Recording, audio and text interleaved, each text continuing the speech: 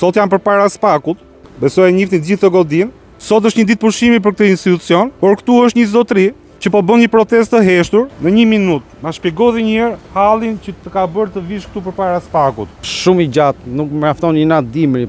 Thjesht janë 11 çështje penale të bëme nga familja jonë dhe asnjë zero hetim. Nuk na gjen dot adresën, sepse ne nuk i regjistrojmë dot pronat tona. Usarët, ajdutët regjistrojnë pronën emrit ton, i shesin noterët, dhe ne s'morim vesh. Tash ju keni ardhur herë tjera para Spakut. Më thuaj kërkesën e fundit që keni ndaj këtij institucioni që ka ardhur.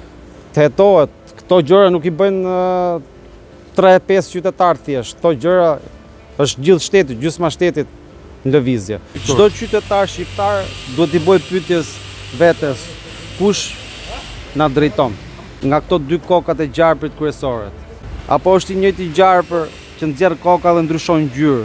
Kjo këtu është buskuqi i plaket rënuar me 90 vjeçë që i hedh sy shqiptarëve edhe botës që këtu po bëhet drejtësi. Në realitet drejtësia në Shqipëri është 0. Kaq është video për sot, shihemi prapë nesër.